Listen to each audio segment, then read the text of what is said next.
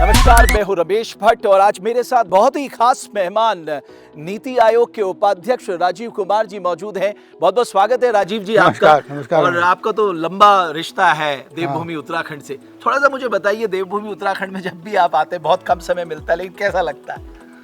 मैं यहाँ जब भी आता हूँ मुझे बहुत अच्छा लगता है और असल में सच मानिए तो बात यह है कि जाने का मन भी नहीं करता, क्योंकि इससे अच्छा जो पर्यावरण का जो यहाँ पर रिश्ता है, यहाँ पे जो जो जो लोग भी जो यहाँ मिलते हैं, जिस तरह की तरक्की प्रगति हो रही है, उसको देख के लगता है कि यही एक जगह है जहाँ पर हम विकास को होते और विकास से लोगों के जीवन में जो परिवर्तन हो रहा है उसको देख सकते हैं। तो मुझे तो वाकई हर बार जब मैं आता हूँ तो मुझे बहुत अच्छा लगता है। और जैसे मैंने कहा कि मैं गढ़वाल और कुमाऊँ दोनों ही ज़्यादा रहता हूँ और दोनों जगहों पर मुझे यही महसूस हो रहा है कि इस समय परिवर्तन जो है और पॉजिटिविटी वो हमें उत्तराखंड में देखने को मिलती है। राजीव जी, मैं इसलिए भी आपसे कहना चाहता हूँ क्योंकि पहाड़ की अपनी मुश्किलात भी हैं। हाँ। और हम लोग पूरी तरह से निर्भर भी रहते हैं केंद्र सरकार के ऊपर, लेकिन जब मैं देखता हूँ कि चाहे वो फॉरेस्ट कंट्रीब्यूशन में हो या हमारे यहाँ डिजास्टर को लेके हो,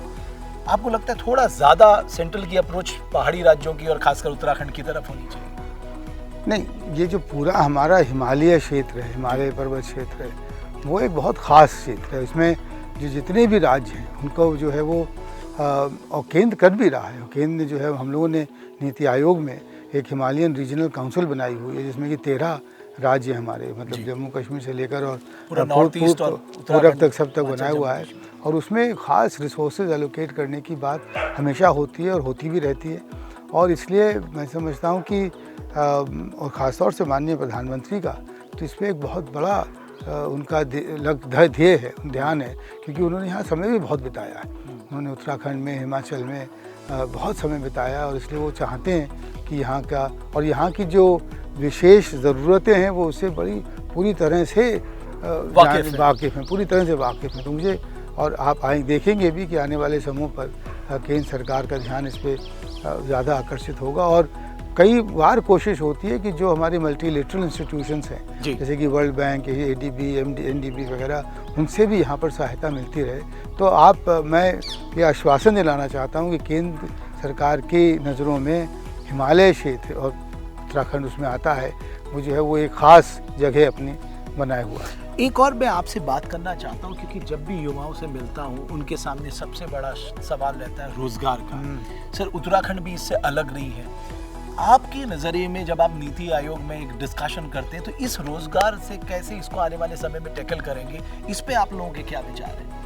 नहीं, देखिए, इसमें जो सबसे बड़ी चीज़ जो हमें करना है कि एक पहली बात तो ये है कि हमें अपना विकास का दर बढ़ाना पड़ेगा, क्योंकि अगर विकास का दर नहीं बढ़ेगा तो फिर रोज़गार हमारा नहीं बढ़ पाएगा।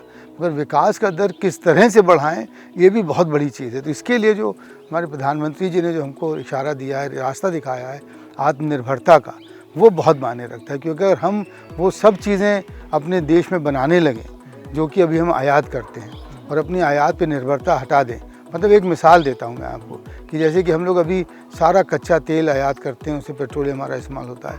अगर हम उसकी जगह मान लीजिए वेस्ट टू एनर्जी के प्लांट्स लगाएं, हम उसकी जगह मान लीजिए सोलर प्लांट्स लगाएं, हम उसकी जगह एथेनॉल बनाएं, मैन्युफैक्चरिंग बढ़ाएं, तो सब में रोज़गार बढ़ेगा। अभी क्या होता है कि हम वो तेल आयात कर लेते हैं, रिफाइनरी में ज़्यादा रोज़गार लगता नहीं है, उससे तेल हमारा आ जाता है। तो ये जो चीज़ है, जो हमारा जो मैन्युफैक्चरिंग सेक्टर की जो ग्रोथ जो नहीं बढ़ी है, जितनी तेज़ नहीं हुई जितनी होनी चाहिए, उसके बिना रोज़गार बढ़ना मुश्किल है। और उसको बढ़ाने के लिए जो हमने अभी ये जो 13 सेक्टर में प्रोडक्शन लिंक्ड इंसेंटिव स्कीम लाए हम लोग, कि आप उनको अट्रैक्ट करने के लिए कि आएँ कंपनियाँ बड़ी बड़ी और बड़े बड़े जो हैं वो कारखाने लगाएं और रोज़गार बढ़ाएं, उससे ही बात बनेगी। दूसरी एक चीज़ और रमेश, उसके बारे में कहना चाहता हूँ कि रोज़गार से जुड़ी हुई बहुत बड़ी चीज़ है हमारी शिक्षा प्रणाली की और हमारा जो स्किलिंग है, हमारी जो वोकेशनल ट्रेनिंग है, हमारे जो बच्चे BA MA पढ़ते हैं, उनको एम्प्लॉयबल बनाना। आज मुझे देख को जानकर दुख होता है कि देश में कहते हैं कि भाई 30 से 35% बच्चे वो एम्प्लॉयबल हैं, तो फिर बाकी क्या करेंगे?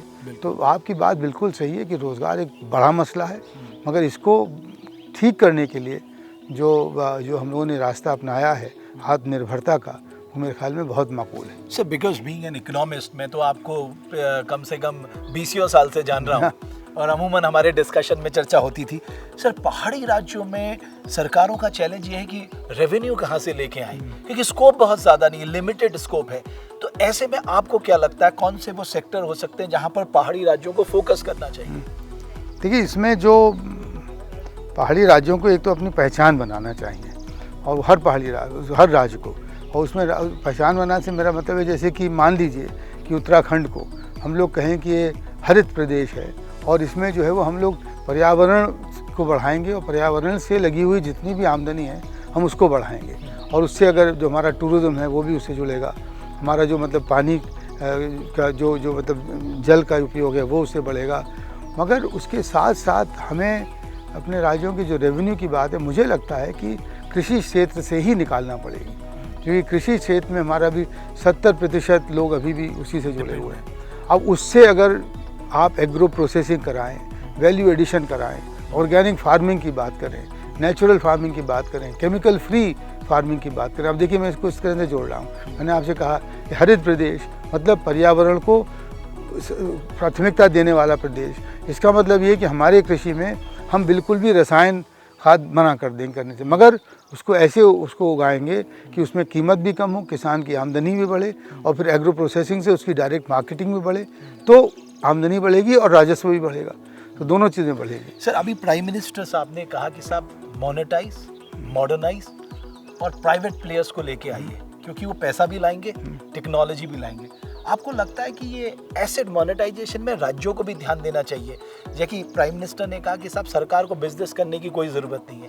अब हम देखते हैं कि साहब हमारे उत्तराखंड में ही अगर आप देखेंगे तो सरकार कई मामलों में उस बिजनेस में है, तो आपका क्या विचार है? देखिए, बिल्कुल इस बात में प्रधानमंत्री की जो डायरेक्शन है, मार्गदर्शन है, उसको 16 आने 100% फॉलो करना चाहिए, क्योंकि देखिए सरकार जो है वो काम अच्छा करती है निजी निवेशक को प्रोत्साहन देने का, निजी निवेशक पर नज़र रखने का कि वो गलत काम ना करे।